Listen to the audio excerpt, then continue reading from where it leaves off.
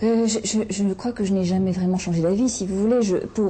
J'ai un peu honte quand on aborde ces questions, parce que c'est vrai qu'il faut toute une vie pour... moins pour en parler que pour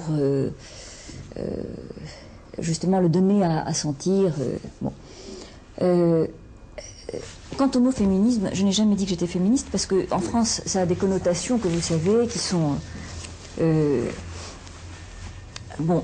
qui appartiennent à un bord politique qui ne m'intéresse pas. Mais j'ai toujours travaillé, bien sûr, sur la différence sexuelle. Je m'amuse comme ça, quand je tiens des discours un peu publics ou en séminaire, je l'appelle la déesse. Parce que c'est vraiment la déesse. Et je la vois, la différence sexuelle, je la vois qui passe. Parce que ce qui est beau, d'abord, il y a de la différence sexuelle, ce qui ne veut pas dire qu'il y a ni de l'opposition ni de la séparation. Mais voilà, alors elle passe entre eux. Comme une déesse. Voilà, exactement. Comme si vous voulez, ou comme la Gradiva. Mais c'est pas la vita femina, c'est la vita diva. Voilà. Et c'est vrai que ce qui est important aussi, c'est qu'elle n'est pas là, comme ça, figée, comme une sorte de bloc entre deux personnes. Mais voilà, elle passe entre eux. Et elle se fait sentir, comme ça, dans son passage divin. Alors, bien sûr que alors disons les amants, parce que c'est en amour qu'on l'aperçoit, ou bien en écriture. À la fois, ce qui fait la joie comme ça de l'amour, c'est le sentiment de, justement, au contraire, de la communion, de l'accord, aussi comme ça du merveilleux espoir de ne faire qu'un, que d'ailleurs, à certains moments, on accomplit ou on croit accomplir. Bien. Et donc l'échange existe. Et ça qu'on dépose. Qu'est-ce que ça qu'on dépose? Ah, ce qu'on dépose, c'est autre chose. Alors je finis. C'est que juste, il y a juste ceci. C'est que, à la limite, en amour, on arrive, parce que justement, on est sans défense. Ça fait partie aussi justement de ce qu'on a déposé. On dépose les armes. Hein, on commence par déposer les armes. On enlève absolument, justement, tout, y compris la peau. Et ensuite, effectivement, on peut se déverser l'un dans l'autre. Enfin, je vais y revenir. Mais ce que je veux dire, c'est que, donc, il y a quelque chose comme ça qui est comme un troisième corps, dans lequel les deux corps peuvent s'échanger. Puis il y a un point où ça ne s'échange pas. C'est-à-dire, il y a un point où vraiment ça ne s'échange pas. Et il est nécessaire. Sinon, il n'y aurait pas d'autre, évidemment. Je dirais c'est le point divin. C'est celui qui, tout d'un coup, se manifeste et où il y a je et tu, ou toi et moi. Bon, là ça passe pas. Heureusement. Parce que c'est ça aussi qui nous attire. C'est que je voudrais bien, c'est ce que je dis parfois en m'amusant, j'aimerais bien, mais ça n'arrivera jamais, connaître le sort de Tirésias, hein, c'est-à-dire avoir été une fois femme, une fois homme, mais c'est impossible, ça ne nous arrivera jamais.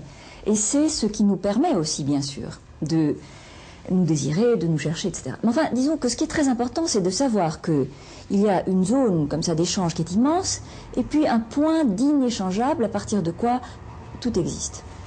Et auquel on consent. Hein, on se dit oui, là, c'est là qu'on se dit oui. Mais ce sont les deux oui dont parle Jacques Derrida. Hein. Il y en a deux. Je te dis oui, tu me dis oui, mais ce sont deux oui. Hein. Ou bien, si vous voulez, il y a un maintenant, et dans ce maintenant, il y a deux ici.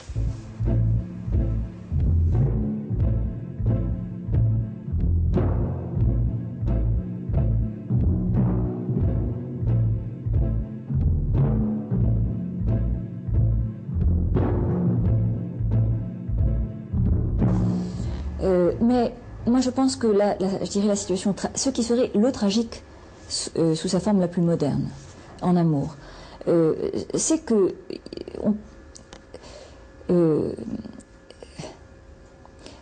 j'imagine une scène, disons que le miracle, c'est justement qu'on arrive à être en correspondance. Mais la plupart du temps, on peut imaginer que on éprouverait une dissymétrie et une dissymétrie. C'est un thème qui revient dans beaucoup de textes de Jacques ces derniers temps, qui peut devenir de la discordance. Non pas de la concordance, mais de la discordance. Nous sommes dissymétriques toujours. même par exemple, si je prends l'image de la correspondance au sens de s'écrire des lettres, le mot correspondance est très beau, puisqu'il suppose justement du co, du comme, du avec, et en même temps, du moment que la lettre navigue, qu'elle traverse un petit peu le temps, etc., il y a déjà des décalages. Et les décalages, ce sont les écueils de la relation. Il y en a tout le temps, tout le temps, tout le temps, des tout petits puis des très grands. Bon, moi je pense qu'à ce moment-là, l'amour c'est un travail. Parce que c'est une navigation houleuse, parce que nous sommes des voyageurs sur le temps, et donc il y a tout ce qui peut arriver dans le temps, des tempêtes, des retards, des moments au contraire où on est absolument unis, qui sont des moments qui correspondent en fait à l'étreinte amoureuse, et des moments où il y a tous les événements de la vie quotidienne et de la vie politique, ce qui est essentiel, hein, parce que nous sommes traversés par les événements politiques, les guerres, bon.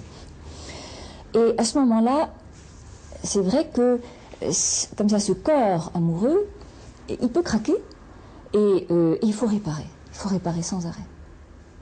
Je pense que c'est ça en fait qui attend.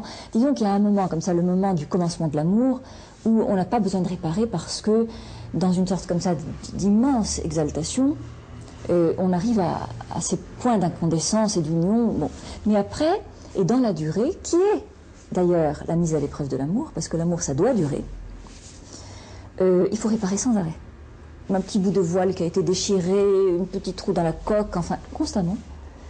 Et je dirais que la grandeur de l'amour, c'est ça, parce qu'en réalité, la petite déchirure, une petite panne, etc., elle est en général, enfin, je l'éprouve dans mon corps comme causée par l'autre, parce que tout d'un coup, je ne le comprends plus, au sens fort du mot comprendre. Quand je dis, je te comprends pas, ah, je te comprends pas, tu n'es plus dans moi. Alors il faut que je travaille pour que tu puisses revenir dans le grand moi, hein, que nous sommes à deux.